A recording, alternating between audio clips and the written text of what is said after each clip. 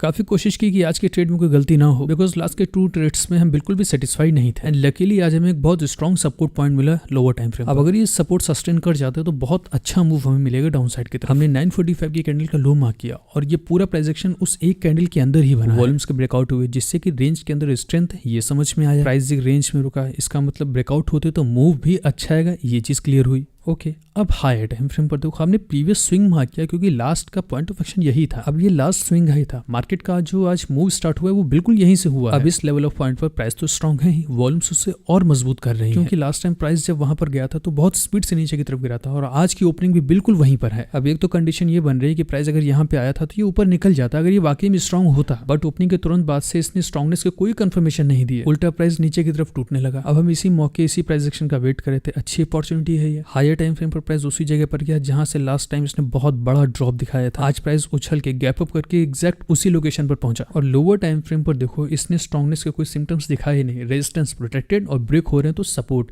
Cell करने का ये बहुत अच्छा सिम्टम, बहुत अच्छा मौका होता है। अगर इसने डाउन साइड की तरफ रैली दिखाई तो पूरा गैप फिलिंग हमारा आज का टारगेट रहेगा। अब हमने अपनी इस रीडिंग को आगे बढ़ाते हुए सेम एक्सपेक्टेशन के साथ आज का ट्रेड एग्जीक्यूट किया। 700, 400, 500, 1000 बस अभी इतना चल रहा है। जस्ट स्टार्टिंग है ट्रेड की। करीब 9,500 क्वांटिटीज हमने शॉर्ट की है इसके अंदर। हमने कुछ अलग नहीं किया, सिर्फ अपने सेटअप का वेट किया पूरी ईमानदारी के साथ। अब ज्यादातर लोग मिस्टेक तो यही करते हैं, सेटअप नहीं बनता है, ट्रेड मार देते हैं और फिर कहते हैं मार्केट खराब है। मार्केट क्या करे उसमें? और दूसरी चीज ऑप्शन वगैरह छोड़ दो, चुपचाप रियलिस्टिक अप्रोच के साथ काम करो, मजा आएगा काम करने में। ट्रेड स्टार्ट हो चुका है, बहुत बड़ा मूव तो नहीं लेकिन धीरे धीरे चल रहा। वाओ, ये तो गिर पड़ा। धैर्य, पूरे पेशेंस के साथ जब तुम शिद्दत से काम करोगे तो सेटिस्फेक्शन मिलता है, प्रॉफिट तो आता ही है। ये क्या हो गया? ये ऐसे ले लेगा हमारा। नीचे जाओ, नीचे जाओ।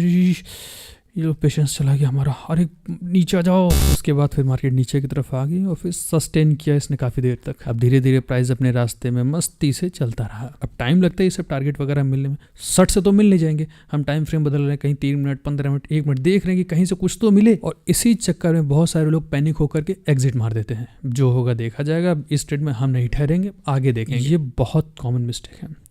प्राइस फिलहाल पूरा टारगेट हमें देके चला गया आज। डे टाइम फ्रेम पर जिस गैप फिलिंग का हमें वेट था, शाम होते होते पूरा टास्क अपना कंप्लीट हो गया। अभी का जो प्रॉफिट है करीब 16-17 हज़ार के आसपास हम होल्ड करें। कोई भी क्वांटिटीज हमने अभी तक नहीं निकाली है। मेहनत लगती है, काफ़ी मेहनत लगती है कोई भी एग्जीक्यूशन करने में, उसको लास्ट तक होल्ड करने में। बहुत पेशेंस, काफ़ी रियलिस्टिक अप्रोच के साथ काम करना होता है। तमाम लोग बर्बाद हुए ऑप्शन के चक्कर में। पैसों का नुकसान तो हुआ ही है, एक ये भी माइंडसेट बन चुका है कि 2-3 कैंडल में टारगेट मिल जाता है हमेशा। अब उस बेवकूफ़ को इतनी गंदी आदत लग चुकी है कि ट्रेड में एंट्री लेते ही उसको 15-20 मिनट, आधे घंटे में टारगेट चाहिए।